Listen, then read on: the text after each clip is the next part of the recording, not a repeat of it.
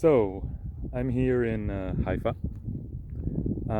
and it's Yom Kippur today. So we went for a walk, and we got to this place. This is the view.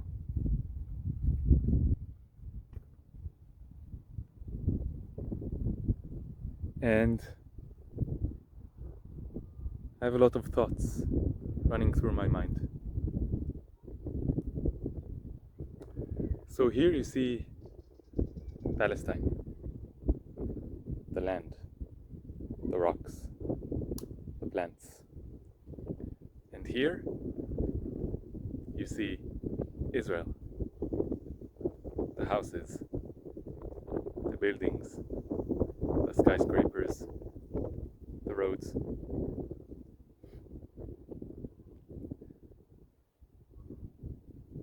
The sea and the shore, that's Palestine. The buildings, that's Israel. Now, as you can maybe see, the roads are completely empty. As you can maybe hear, there are no sounds of cars. And it's not just because we're out in nature, it's also because it's Yom Kippur. So what is Yom Kippur? Yom Kippur is a Jewish holy day, not a holiday, but a holy day. It's a day that's all about repenting. It's all about contemplation. It's all about making peace with God and with your fellow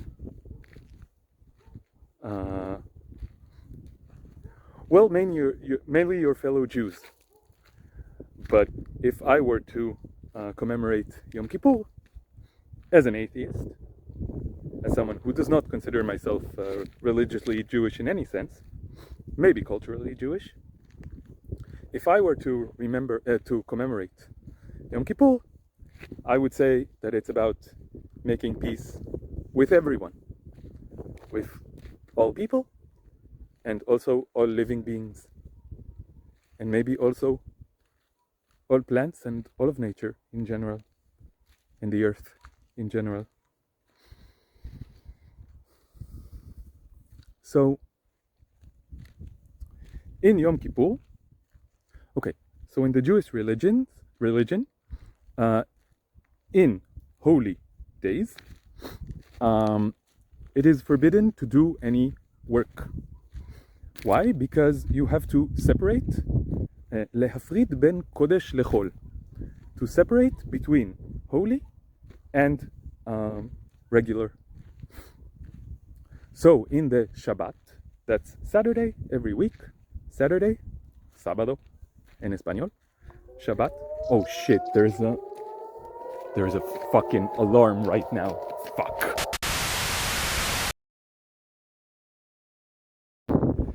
So this video took a fucking turn. So what happened was there was an alarm. We're out in nature right now, so in our apartment we have a mamad, a safe room that you can go to during an alarm, and it's supposed to protect you from impact of missiles and stuff like that. Here, out in nature, there is no safe room. So the directions are to lie down on the ground and to cover your head. So this is what I did, and I heard explosions, and I felt the fear.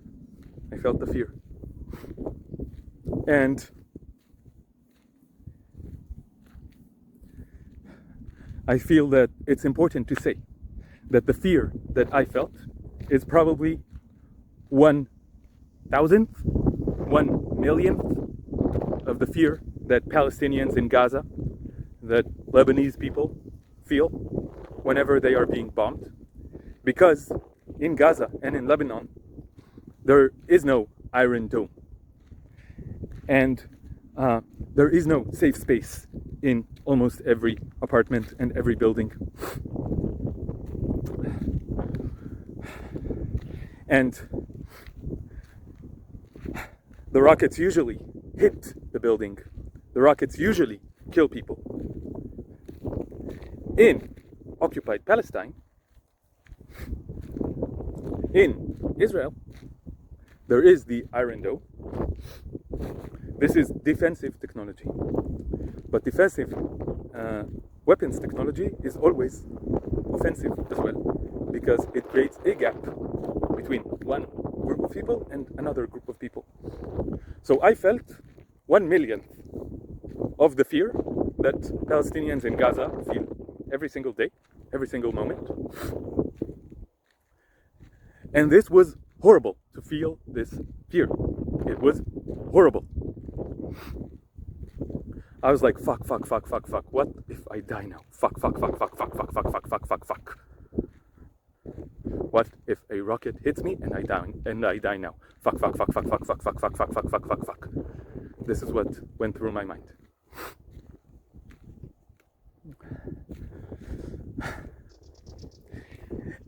But even though it's 1/1,000,000th of the fear that Palestinians feel in Gaza, it's still enough to drive you insane. And this is the fear that all Israelis feel when they hear the alarm, when they know that rockets are being fired at them, when they see the yirutim, like when they neutralize the rockets. The Iron Dome fires a rocket at the rocket being fired, and it hits the rocket in the sky and it explodes in the sky. This is what happens with most rockets being fired at Israel. Still, this fear is horrible. I just felt it. It's horrible. This is how they get you. This is how they get you. This is how they convince people who are not aware enough, who are indoctrinated enough to support a genocide, because they tell them, you know that fear that you're feeling right now? The only way to solve it is to kill a bunch of people. And they're too stupid to know better. They're too indoctrinated and brainwashed to know better. And they want this fear to stop immediately. Like anyone would want this fear to stop immediately. Because it's unbearable. Unbearable. This fear is unbearable.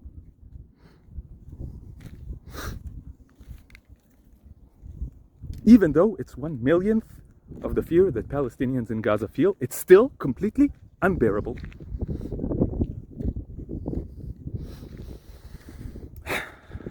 Let's go back to Yom Kippur. Palestine and to Israel and to Israel in Yom Kippur and what Yom Kippur means. This is the Mediterranean Sea, the Palestinian shore of the Mediterranean Sea. So, on Shabbat, it is forbidden by the Jewish religion to do any work. And the Jewish religion is very obsessive compulsive. It is a huge collective obsessive compulsive disorder. So the thing is that in the Bible it says God worked for 6 days in creating the world, and then on the 7th day God rested. And this is Shabbat. Lishbot in Hebrew, the root Shin Bet Taf, Shabbat, Lishbot, means to stop, to not do any work. Also 7 in Hebrew, Sheva. So you see the connection here. So on the seventh day, God rested. So we should also rest. But this resting, as I said, is obsessive compulsive. So you're not just supposed to not work and chill out. There are many specific things that you shouldn't do, and there's like a whole discussion of thousands of years about this. You cannot use electricity. You cannot use your phone. I'm being a heretic right now. As a Jewish person using my phone on Yom Kippur, this is absolutely forbidden. It's also Shabbat right now. It happens to be Shabbat and Yom Kippur and at the same day. So I'm a heretic right now. God will smite me down right now. Anyway, so there's a whole list of things you can and cannot do. This is the whole story. So secular people in Israel, secular Jewish people in Israel, they don't follow these rules for Shabbat. The vast majority of them do not follow these rules for Shabbat. They still drive their car, they still use electricity, they still watch TV, they still go on the internet, they still use their phone in Shabbat. They don't do this separation between holy and regular. They don't do this. But Yom Kippur is different. Supposedly, the holiness of Yom Kippur is even more grave than the holiness of Shabbat, according to the Jewish religion. And this means that even so-called secular Jews still follow some of the commandments of Yom Kippur. So, for example, one of the practices in Yom Kippur is to fast. To fast so that you can be more concentrated on the contemplating, on repenting, on making peace with God and with others. So even secular Jews fast on Yom Kippur. My father fasts every Yom Kippur. And he says, yes, it's healthy for you to fast sometimes. It's just bullshit. He's following the practices. Okay? And also, it is forbidden, not by law, it's not forbidden by law to drive on Yom Kippur, but it is socially forbidden to drive on Yom Kippur. If you drive on Yom Kippur, the story is they will throw rocks at you, that there are religious people just waiting on the road to throw rocks at you if you drive on Yom Kippur. I don't know if that's true, but the fact is that almost no Jewish people drive their cars on Yom Kippur. And this is one of the oddities of Israeli society, I would say, one of the quirks. Because, as you see, this is ridiculous, just a ridiculous reason to do this. But it creates something very interesting. It creates a day once every year when no one drives their cars. So the streets are now empty and not dangerous. So children and teens come out with their bicycles and ride their bicycles in the street. So now Yom Kippur is kind of known as the bicycle holiday. Weird, right? But also cool. There is a very interesting calmness in Yom Kippur. There is less pollution. Because so many people fast, they don't kill animals. For one day, they don't eat animal corpses. For one day, the profits of the animal products industry, that is, the animal holocaust industry, go down to zero for one day every year. I don't know if it balances itself out, but for one day, the profits of this industry and every other industry in Israel, every other capitalist endeavor stops. Most of them. Probably internet services still make money, for example. But for one day, capitalism, and then you get this. You get a weird and satisfying quiet. You get stillness.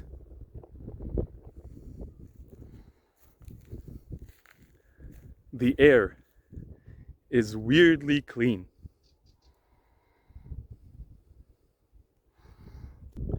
So, other things continue. Like I said in a short video that I posted last night, because Yom Kippur enters in the evening, okay? It enters when the sun sets and it exits when the sun sets, again 24 or 25 hours later. So last night I posted a video about how it is Yom Kippur right now, but even though no one is driving, even though everything stopped, even though everyone is respecting this holiday supposedly, I can still hear airplanes above my head. I can still hear the jet fighters flying to Lebanon or to Gaza, who fucking knows, to bomb the shit out of people. This is not forbidden. This is fine. This is fine.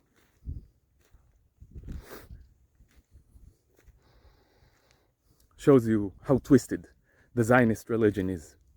The Zionist religion, which is the most deranged faction of the Jewish religion. Butterfly. Palestinian butterfly.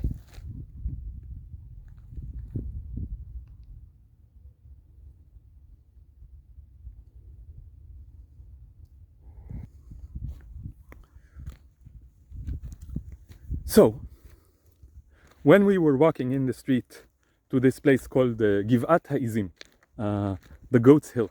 I didn't see any goats here. Maybe there were goats here at some point. So this is a very nice place to have a walk in nature, as you can see. We were walking in the street and I saw children riding their bicycles. I saw people having a nice walk. I heard the stillness. And I was like, why isn't every day like this? Why isn't every day like this? And the answer is capitalism.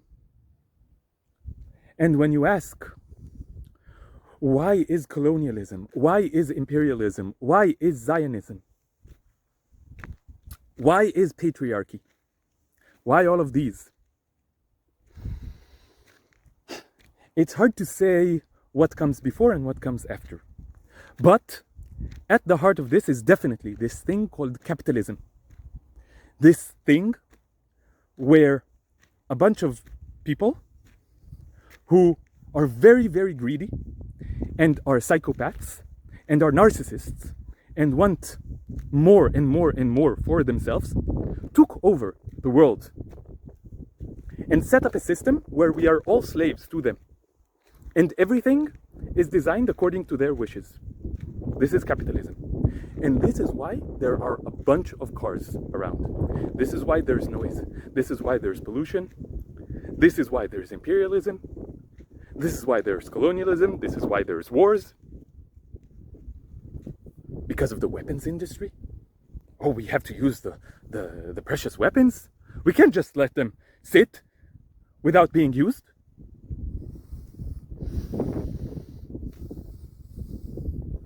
So a bunch of people set up the system so they can enslave us and take more and more and more and more from every single one of us. This is capitalism. And if we do not resist capitalism, we cannot resist Zionism. Capitalism is also the reason for the non-human animal holocaust. The animal products industry. This is the pinnacle of capitalism. Just taking 100 billion, 200 billion, nobody knows exactly, living beings, and enslaving them completely for generations. Their entire being enslaved to the profits of few. And many of us are part of this. Many of us participate in this. Like the Zionists participate in the genocide of the Palestinians, the vast majority of humans participate in the Holocaust of non-human animals. And at the heart of this is capitalism, greed, narcissism, psychopathy. The only thing that we can do is to stop participating in it and to speak up against it and to let everybody know what's going on here, so that everybody stops participating in it and resists it and speaks up against it. We have to come together against all these systems of oppression. We have to promote this.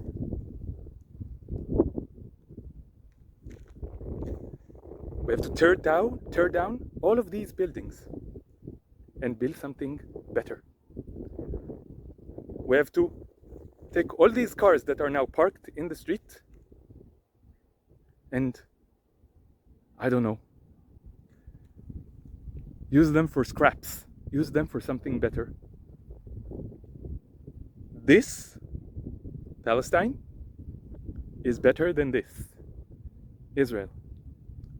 This nature is better than this capitalism and human supremacy and colonialism and Zionism.